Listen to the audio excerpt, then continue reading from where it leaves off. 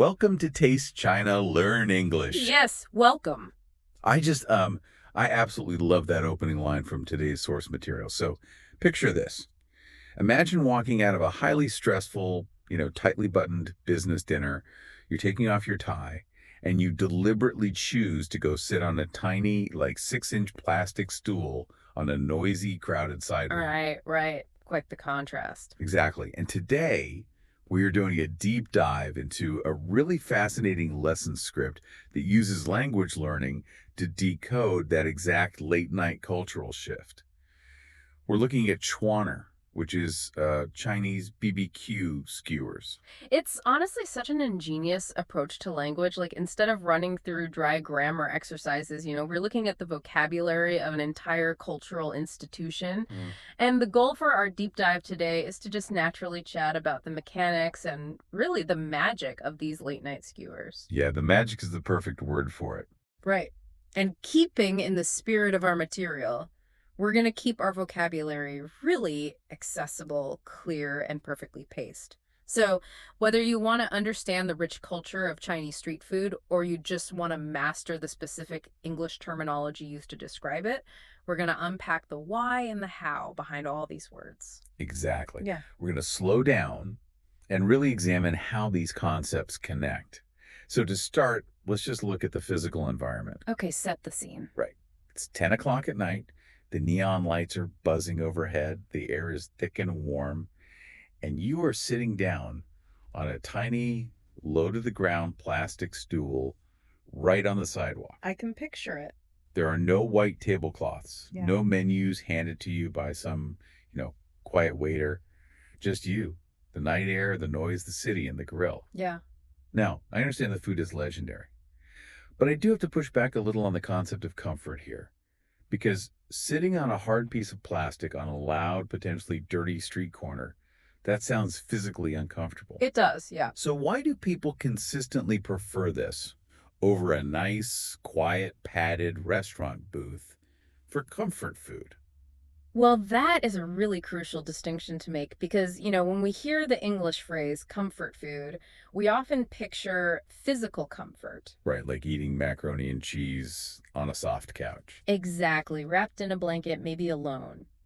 But in this context, the comfort we're talking about is psychological decompression. Oh, okay. Yeah, the physical setting of that plastic stool actually forces a change in your mental posture. Think about it. You cannot take yourself too seriously when your knees are practically touching your chin. That's so true. It's so awkward. Right. That physical vulnerability strips away all the formality of the day. You're no longer performing for a boss or a client. The street corner is basically an equalizer. It's an environment that implicitly says, hey, the formal day's over. You can drop the act. Oh, that makes perfect sense. The lack of physical pretense kind of forces a lack of social pretense. Exactly. It's almost like a palate cleanser for your personality before Yeah. you even take a bite of the food. That's a great way to put it. And once you're sitting on that little stool, the next thing that hits you, before you even see the food, is the smell. Oh, the smell is incredible. The aromas floating off that grill are described in our text as irresistible. We're talking about a heavy, intoxicating mix of chili, charcoal smoke, and a spice known as ziran, or cumin. Cumin. Let's look closely at how that spice is described in English. The word they used is earthy. But why use earthy to describe a spice instead of just calling it spicy or hot? Well, the translation there is very deliberate. In English, when we describe a flavor profile as earthy, we're talking about a paste that is grounded, robust, and sort of reminiscent of nature. Like soil or something. Yeah, like rich soil or fresh rain. It provides a deep, warm baseline to a dish rather than a sharp, piercing heat on your tongue. Like cumin doesn't make your eyes water the way chili does. Right. It's not painful. Exactly. It anchors the flavor. It gives the meat a heavy, savory depth.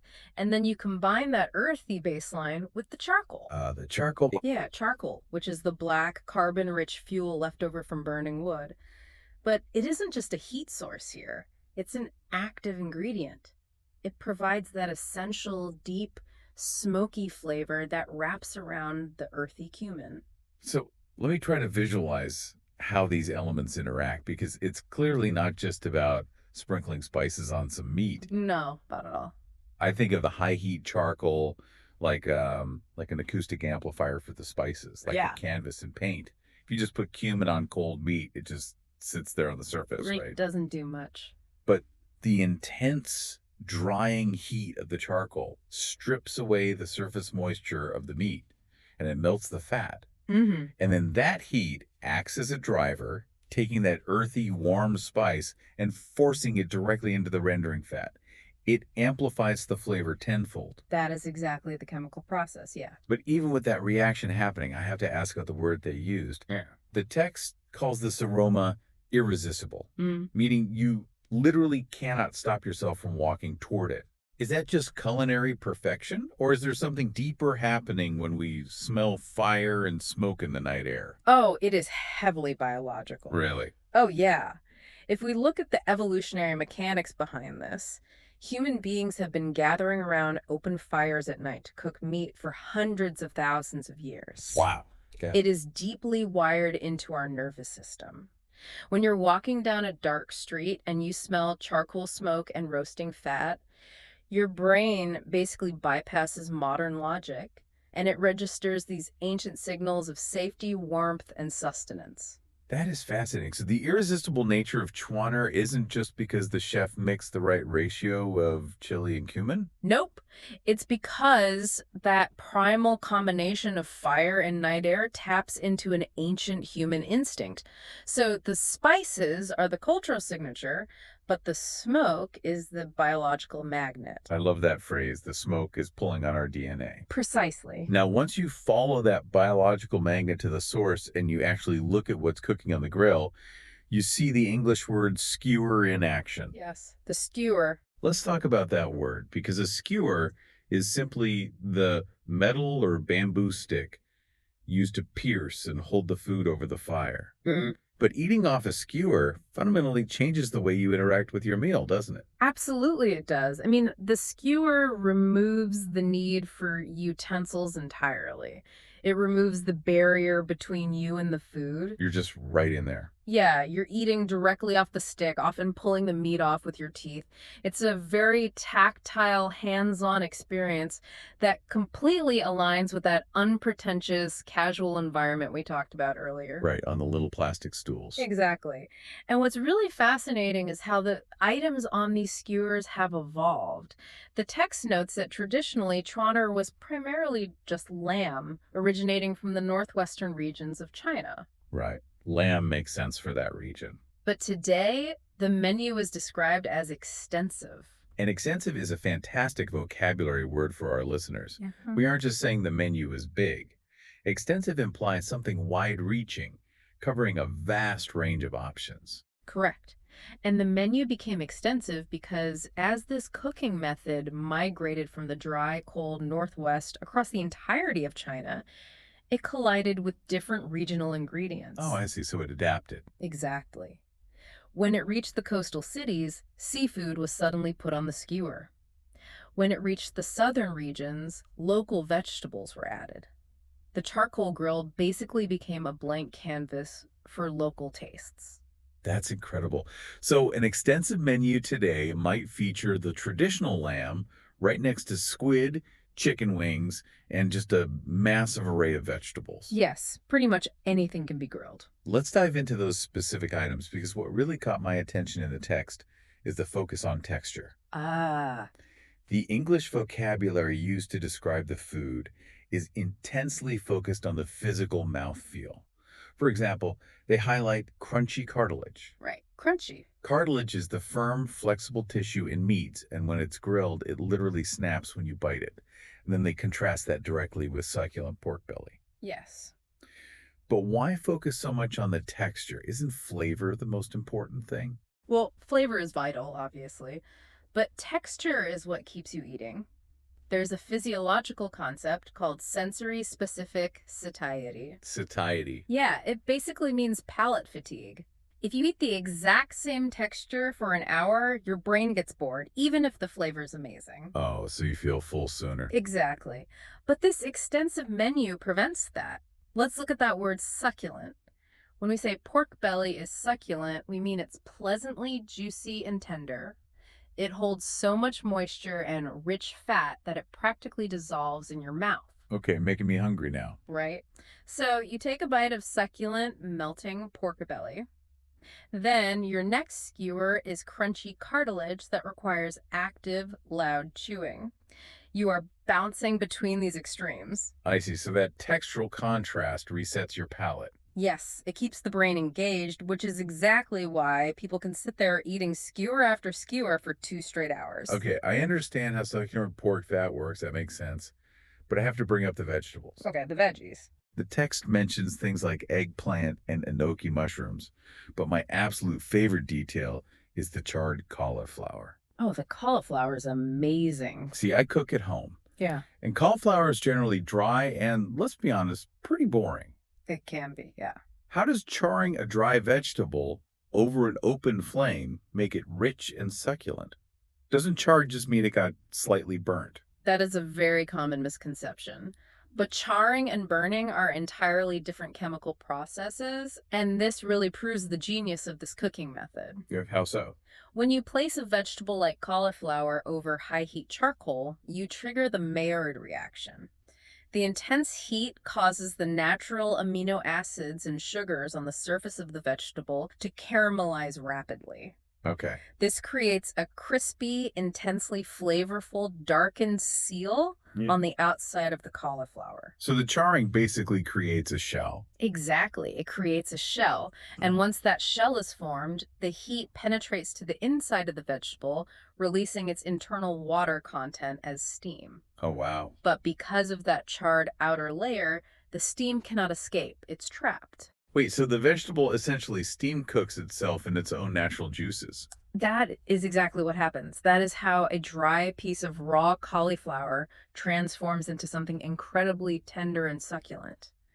The grill master is using the intense dry heat of the charcoal to fundamentally alter the structural integrity of the food. That is culinary engineering on a stick. It really is. You get the smoky, caramelized crunch on the outside Yeah. and the succulent steaming interior. Mm-hmm. So we have the biological pull of the smoke, the extensive menu preventing palate fatigue, and the chemical genius of the charcoal. But as we move into the final part of our deep dive, we realize the food, as amazing as it is really just the vehicle for the main event. Right. The physical act of eating is deeply connected to a really powerful social dynamic. Yes, and this is where we get to the core of the cultural phenomenon. The second round, known in Chinese as Cheng. Yes. This is a distinct, separate event from the main evening meal. Typically, people will go out for a regular dinner, maybe a formal sit-down meal with colleagues or extended family. But after that dinner concludes, friends will deliberately relocate. Right. They'll head out again, specifically for skewers and cold beer on the straight. And this is what I really want to understand. If you are already at a restaurant with your friends and you want to keep hanging out, why not just order more drinks at the restaurant? That's a fair question. Why pack everyone up, leave a comfortable building, and go sit on plastic stools in the humidity? What does that physical relocation actually achieve? It achieves a psychological reset. Remember the decompression we talked about? Oh, right, dropping the act. Yes. The first round, the formal dinner, is often burdened with social rules. You're minding your manners, you're navigating social hierarchies, maybe trying to impress someone or save face. Right, the conversation is guarded. Exactly. But when you relocate to the Erchang, the second round, you are leaving those rules at the door of the restaurant. The text defines the street-side environment as a social ritual meant for bonding. Let's unpack those two English terms for our listeners, because, we throw the word bonding around a lot in English, usually just to mean casually hanging out. We do, yeah. But it means something a lot more specific here, doesn't it? It does. Bonding is the active process of developing a close, meaningful relationship with someone, and that requires vulnerability. Right.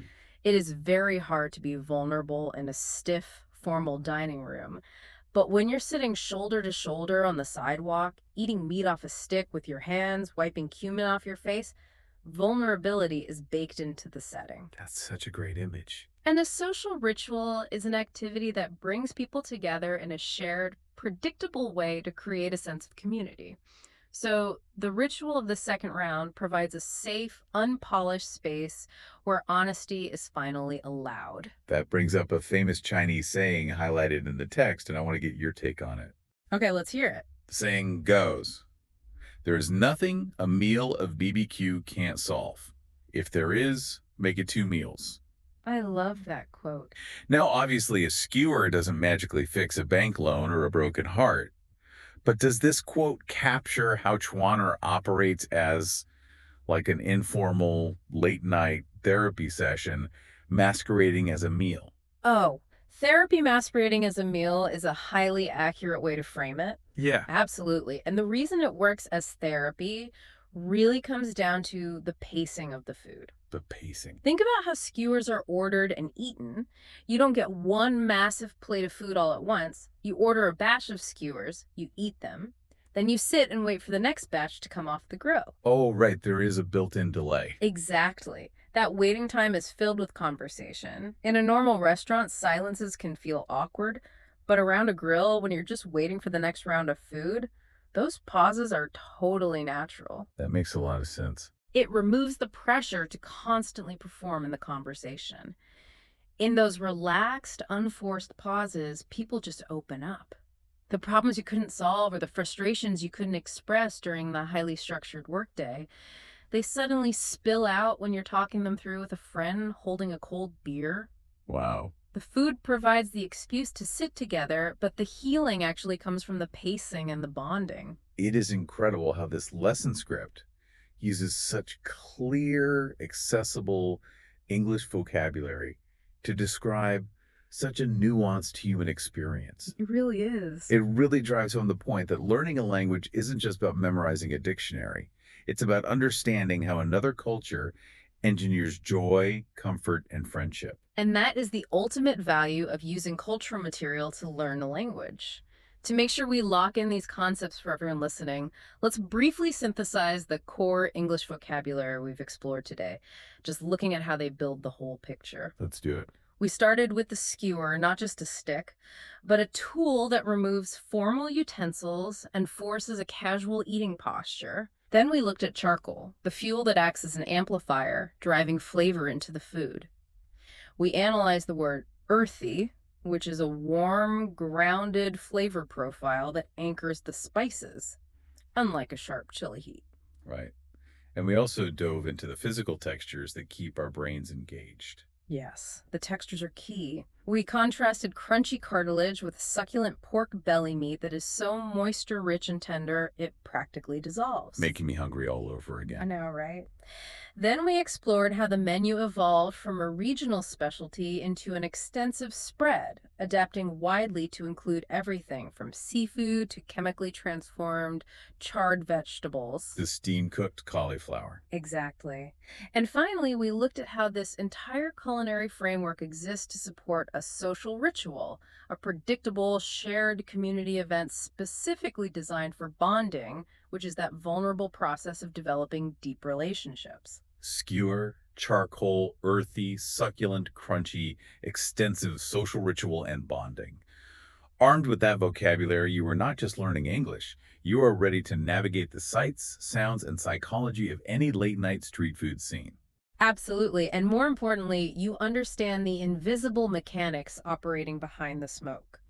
You understand exactly why that tiny 6-inch plastic stool is the most valuable seat in the city. So as we wrap up today's deep dive, I want to leave you with a final thought to mull over. The next time you find yourself eating a late-night meal, pay close attention to your underlying motivations. That's a great exercise. Ask yourself, are you simply feeding a physical hunger in your stomach, or are you actually seeking out a social ritual? Because as we've learned from the magic of Toronto in the second round, sometimes the food on the stick isn't the most important part of the meal at all. Sometimes the people you share the noisy night air with are the real secret ingredient to solving your problems. A phenomenal takeaway. The charcoal fuels the fire, but connection fuels the people. Exactly right. Thank you so much for joining us on this journey into language, culture, and flavor. If you enjoyed this deep dive, please take a moment to like the video and subscribe to our channel for more fascinating explorations just like this one. Yes, please do. And most importantly, share this with a friend. Perhaps that exact friend you'd want to call up for an Chang, a second round of late night skewers. Stay curious, stay hungry, and we will see you next time.